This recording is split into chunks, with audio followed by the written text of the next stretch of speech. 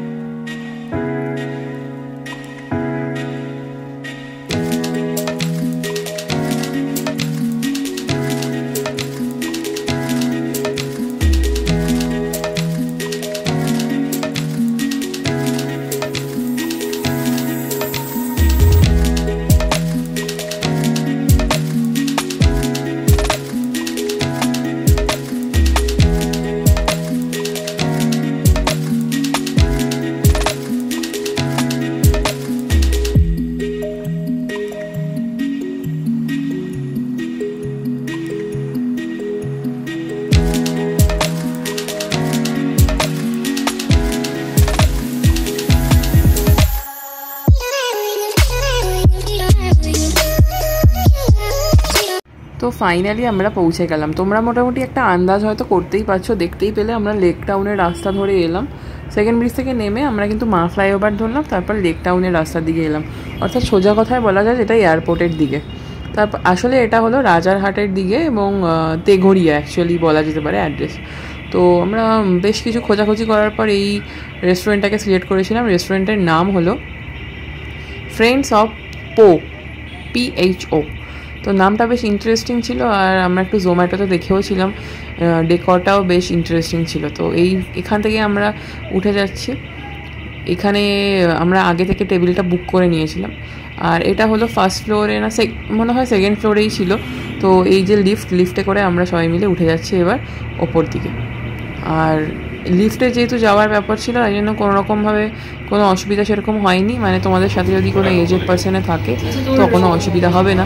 আর এই যে second floor চলে এলাম আমরা ফ্রেন্ডস অফ করতে। দেখতেই পাচ্ছ কেমন একটা ফ্রেন্ডস নামটার সাথে কিন্তু অদ্ভুতভাবে ম্যাচ আপ করে একটা ডেকর ওরা তৈরি করেছে।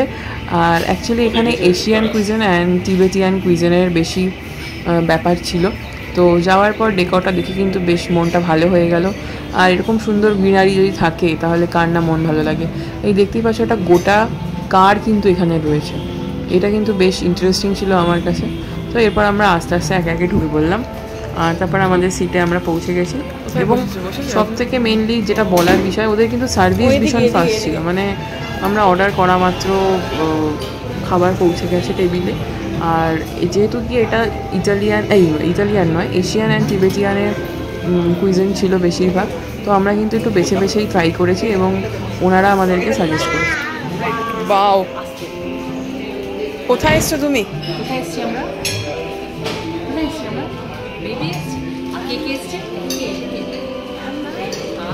আর জোরে আর পিছনে কে? What is your name?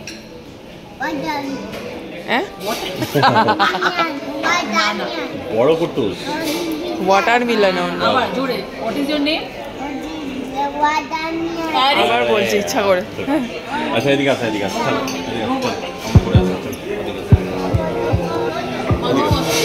আচ্ছা এদিকে আসো, এদিকে আসো, এদিকে আসো, এদিকে আসো।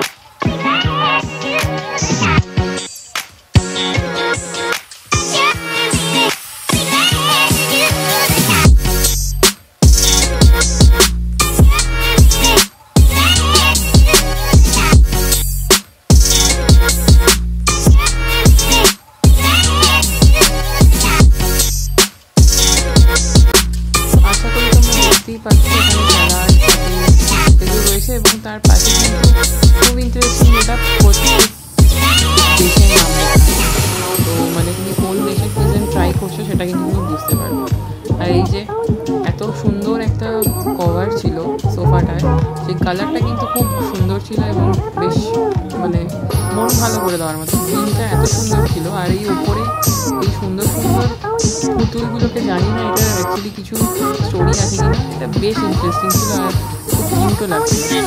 তো একের পর এক আমাদের খাবারগুলো চলে এলো। নামগুলো বড্ড কঠিন ছিল, যখন অর্ডার করেছিলাম তখন তো ঠিকঠাকটাও দেখে দেখে অর্ডার করেছিলাম। আর যেহেতু গরমকাল তাই জন্য কিছু মকটেলস অর্ডার করারই ছিল, সেগুলো আমরা অর্ডার করে দিয়েছিলাম। 4 জন 4 রকম ফ্লেভার দিয়েছিলাম। যাই হোক, এরপর একে একে খাবার চলে এলো আর আমরা খেতে শুরু করলাম। তো এর মধ্যে বেশি মানে বেসিক্যালি ছিল আমাদের যেটা সোর্স অফার লেগেছে এই স্যুপটা, মানে খুব দারুণ ছিল, মানে অসাধারণ, মানে মুখে লেগে গেছে লিখছি। এর মধ্যে স্কুইড ছিল, মানে সিফুড দিয়ে বেসিক্যালি করা, কিন্তু এটা কোকোনাট মিল্কের সাথে করা রয়েছে, বেশি ভালো লাগছিল। মানে প্রন ছিল, স্কুইড ছিল, পর্কও ছিল, সব কিছু ছিল মোটামুটি বেশ ভালো ছিল, মানে বেশ ভালো, মানে হাইলি রিকমেন্ডেবল। আর এই যে ডিমসাম আমার তো খুব ফেভারিট, বেশ অনেক মানে 1-1.5 মাস তো হয়েই গেছে মোমো খাইনি। মোমোটা তো খুব পছন্দের, তার বদলে ডিমসাম খেলাম, সেদিনকে মনটা খুব ভালো হয়ে গেছে। এই যে আরেকটা ফ্লেভারের ডিমসাম। তো আমরা কিন্তু পর্ক ট্রাই করেছিলাম, অনেক দিন ধরে পর্ক খাবো মন হচ্ছিলো, অনেক দিন খাওয়া হয়নি। আর এটা ছিল একটা হোল ভেটকি ফ্রাই, এটাকেই ওটা একটা সসে ওরা টস করে তারপরে এরকমভাবে দিয়েছিল। এটাও বেশ খেতে ভালো ছিল। 600 গ্রামের একটা ভেটকি, এটাকেই গোটাটাই ওরা সার্ভ করেছিল এবং বেশ ক্রিস্পি ছিল, ব্যাপারটা খেতে খুব ভালো। ওরাই কিন্তু অ্যাকচুয়ালি সাজেস্ট করেছিল আমাদেরকে এগুলো আপনারা ট্রাই করুন। তো আমরা কিন্তু বেশ ভালোই স্যাটিসফাইড হয়েছি অ্যাজ পার ওদের ট্রাই। খাবারগুলো ভালো এবং সবথেকে বড় কথা, আগেই বললাম সার্ভিসটা খুব ফাস্ট ছিল, কোয়ালিটি কোয়ান্টিটি সব কিন্তু ভালো। মানে এটা একটা বলা যেতে পারে হিডেন জেম, ঠিক আছে? সহজে তো সবার চোখে পড়ে না, বাট অনেক সার্চ করে যাই হোক খুঁজে পাওয়া গেছে। আর এই দুটো হলো 2 রকমের রাইস আছে, ফ্রাইড রাইস, যেগুলো খুবই কোয়ান্টিটিতে বেশি হয়ে গেছিলো, আমরা খেতে পারিনি, আবার নিয়ে এসেছিলাম। আর এই দুটো হলো ডেজার্ট ছিল, ডেজার্টগুলোও কিন্তু বেশ ভালো এবং এগের হোয়াইট পোর্শন দিয়ে করা। আর সব থেকে মেমোরেবল ব্যাপার হলো এই জিনিসটা, এটা হলো মুখ শুদ্ধি যাকে বলা হয়, তো রিফ্রেশমেন্টের জন্য এটা কিন্তু এরকম দেখতেই পেলাম কি কোনোদিনও আমি দেখিনি এর আগে, তোমরাও হয়তো অনেকে দেখোনি। ওপরটা কিন্তু পানের একটা ছোট্ট কীরকম যেন করা ছিল বো মতো, তা ওটা একটা কিছুতে ডিপ করা রয়েছে। খেতে তো খুবই ভালো ছিল, আমরা 2 বার করে খেয়েছি। যাই হোক, তারপর আমরা বালি ব্রিজ ধরে বাড়ির দিকে রওনা দিলাম। আর রাতের কলকাতার রাস্তা তোমাদেরকে দেখাবো বলে একটুখানি ক্যাপচারও করে নিলাম। আশা করি তোমাদের ভালো লাগলো ভিডিওটা। আর হ্যাঁ, রেস্টুরেন্টের নাম হলো ফ্রেন্ডস অফ পো, অবশ্যই যাও ফ্যামিলিকে নিয়ে। দেখো, তোমাদেরকে সব ইনফরমেশন তো দিয়ে দিলাম, কিন্তু আমরা কেমন সাজুগুজু করেছিলাম সবাই সেটা তো দেখানো, ওটা ভুলেই গেলাম। তাই জন্য কয়েকটা ফটো এখানে অ্যাটাচ করে দিলাম, দেখে নিও আমাদেরকে কেমন লাগছে জানিও। আর অবশ্যই ভিজিট করো, আমি ডেসক্রিপশানে এই ভিডিওটার সাথে লিঙ্কটা দিয়ে দিচ্ছি রেস্টুরেন্টের।